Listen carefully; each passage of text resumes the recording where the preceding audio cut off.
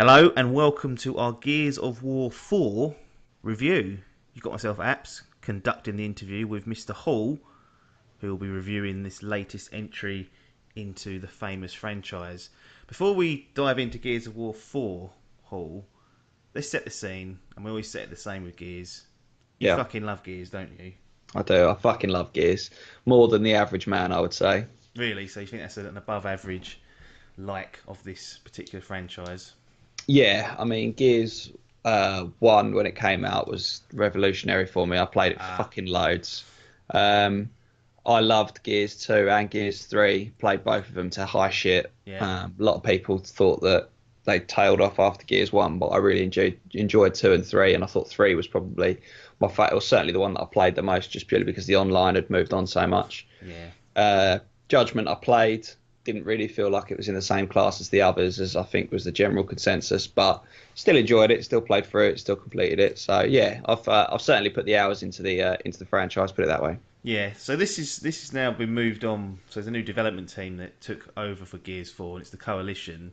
Yeah. Um, do they change much of the formula, or and put their own stamp on it, or is it the kind of Gears that we've been playing for? I think it's nearly a decade now, isn't it? Since the first one came out, must be. Yeah, at least, probably longer. Yeah. Yeah, you can definitely tell it's a Gears game. It still has the same kind of cover-based mechanics. It's definitely a cover-based shooter with a little bit of sort of the third person over the shoulder added into it. Mm. You do notice a slight difference. I don't know. It's difficult to explain. It's they've tried for, as we want with all next gen games on next gen consoles, they've gone for it to be a lot smoother than Yeah. perhaps some of the old ones were. So it doesn't feel exactly the same. It's not necessarily a bad thing.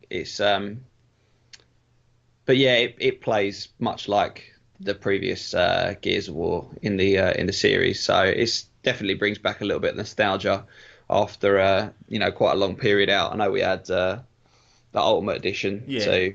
to sort of sucker us back in. But yeah, no, it's good. It plays well. It certainly ticks the right boxes for feeling like a Gears of War.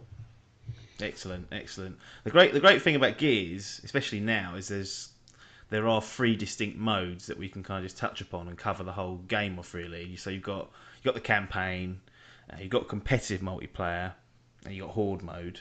Yeah, So we will just go through those sections and get a feel of what was going on in each of those. Let's start with the campaign. You can play this as you could in previous games with another friend as co-op or on your own. How did you go about tackling this? Was this something you did solo, or did you do this co-op with another person? so the first time through, I actually played it co-op, as have done with I think all of the Gears of War. I've completed them all solo, but I played through them for the first time all always co-op. All right. Um, yeah, I've always done it. It's just the AI characters I find when I'm playing solo, especially on the slightly harder difficulties, can get very irritating. Yeah. They do have a habit of kind of just bumbling you out of position on in cover and bits and pieces. Mm, It's not the greatest AI. It never has been on Gears of War, but it works. Again, it's yeah. not something that's it's not game breakingly bad. But yeah, I played through co-op for the first time, and then like I say, went back through to get some more collectibles on my own. Excellent. So the shift of perspective has also changed. You play as Marcus Phoenix's son, which is JD Phoenix. Yeah, Marcus is very symbolic with the series. He is, for all intents and purposes, is Gears of War yeah. in itself, which is why some people may have had a problem with Judgment because he didn't really make an appearance in that. It was Baird and Coltrane, really. Did you enjoy Mm. this switch of character to JD? Obviously, knowing that Marcus pops up in the campaign at some point and he's a part of it, but you're not actively playing as him. Yeah, I mean, it's a tough one because the whole thing with Gears 1, 2, and 3 as a trilogy was you followed through with the original four, Yeah, your Marcus, Dom, Baird, and Cole, yeah, and you grew to love the characters, and it brought out the emotions when things happened to them, and it was you were heavily invested in the four of them as a group, yeah. and after Gears 3, and I think this was part of the problem with Judgment. Like you say, Marcus didn't feature, but you kind of just wanted that to be left. Mm, Like you didn't need. I don't think they really. I didn't feel like they needed to. continue with those four. And yeah, okay, they made it JD Phoenix, which is his son, but Yeah. Marcus, his stupid old face still crops up, and he looks ancient and he looks Yeah. haggard, and yet he's still running around and jumping over barriers and chainsawing through what can only be described as locust in disguise. Yeah.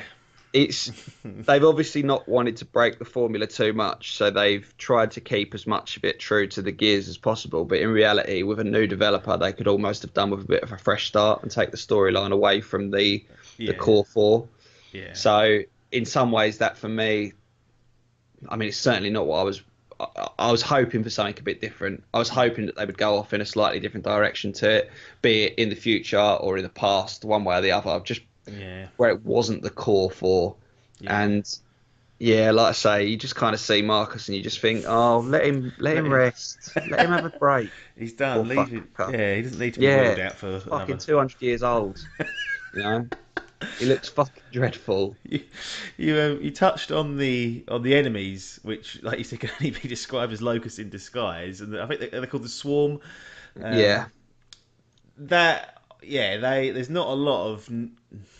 Is there much new in this for people to get, or will no, people just recognise and think, right, I've just reskinned the locust essentially? yeah, it looks very much like they've taken the exact same game and then just changed the story, like put in a Yeah, new set of levels. yeah, sure. It's not like you said, It's not the great departure that you might expect if it's a new developer with perhaps new ideas. yeah, like I know that the swarm are kind of they are locusts that have been taken over or whatever, or they're grown in the same way, but literally everything down to you've still got the little scrabbly bastards that jump around and Yeah, jump over cover and come and slash at you. You've still got the standards, you've still got the heavies, yeah, you've still got Brumax, which are now called Swarmax. It's like it just all felt a bit of a cop out. It yeah, needed they really could have done with something new, or if they were going to go down this line, make it so that it is obviously Locust. Don't yeah, try and pretend that it's a new enemy that just yeah, happens yeah, to look the same as the old enemies, because it just felt like a bit of a cop out. And like I say, playing it, you were always just kind of like, oh fucking hell, more of the yeah, same. Just yeah, it really did need to go off in a new direction. The storyline itself is not terrible, mm, but I'm definitely was nowhere near as heavily invested in it as the other ones. yeah, And you can tell that by when I played through the original three, the cutscenes were like a really nice welcome break from the heavy action, and yeah, you could get a bit of storyline and get invested. And with this, it was like the cutscenes just felt long and drawn out, yeah, which they weren't. They were probably shorter than the average ones, but I wasn't that bothered about them. yeah, And you don't really care. You got no real proper enemy that you learn to mm, hate like you did with General Ram. yeah, No, yeah, there's a lot that they could have. It felt like they could have done a lot better with it. yeah. Fair enough, fair enough. Let's move on to competitive multiplayer because this is a place where you spent a lot of time in previous entries. Um, how does this particular iteration of the competitive multiplayer stack up? Are there any major changes, any new modes that you'd like to call out, or have they improved the matchmaking, which I know you've had an issue with in Oh the fucking Ultimate hell! They Edition? couldn't have made it any worse, could they? It's still not. It's still not good. It's still a poor matchmaking system. The amount of times where you be searching, you'd get to the 5 minute timer, and it would go, nope, couldn't find a match. Start Yeah, again. Is infuriating. sure. The online multiplayer for me became a bigger and bigger part of Gears as the franchise went on. Yeah, I played loads of Gears 3 online. I played a lot of Ultimate Edition online, and I've played a lot of this one online. I do enjoy it. It's an excellent. The gameplay of it is very strong. The game modes haven't changed, but yeah, if it's not broke, don't fix it. You've got everything that people want in there. yeah, The problem they have is I just feel like they're trying to overcomplicate things with the maps. The original maps on mm, Gears 1 were always the best ones, even on Gears 3 when they re-released the yeah, maps, the early editions. So they were the ones that people always voted for. They were the ones that people always wanted to play. mhm, And it's the same situation with this. Any old maps that suddenly pop up, everyone votes for them because the new yeah, maps are just not up to the caliber of the old ones. Considering it's a relatively simple, two sides, we spawn at one end each and charge to the middle. yeah, They still haven't quite got it right again, and it plays okay. Like I say, it plays very well. It's still a lot of fun, and I have played it an awful lot online, but it doesn't quite measure up to Yeah. Gears 3, and to be honest, I think I had more fun playing Ultimate Edition online than I did playing Gears 4. Okay, fair enough. Final piece of the puzzle, if you will, horde mode. This is a fan favourite. How does it?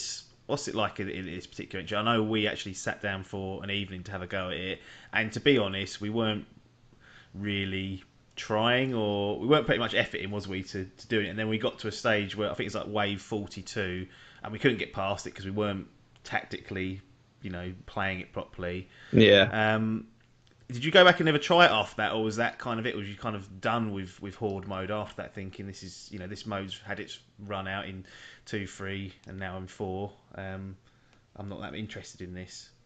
Yeah, I played it a little bit after that. It's definitely Horde is definitely enhanced by playing with more than one person. Yeah, There's no two ways about it. Horde is not a one man activity. I no, mean, you're a psycho if you think you're going to do it on hard difficulty or insane on your own. yeah, But as you said, that four-player effort or five-player effort, however many of us there were, kind of summed it up for us a little bit. They've yeah, gone overcomplicated again with the yeah, fabricator, and you can purchase bits and pieces, and you've yeah, got the option to place stuff where it was. Whereas before, where it was fixed points that you could put down your troika, you yeah, could put down your barriers and whatever else.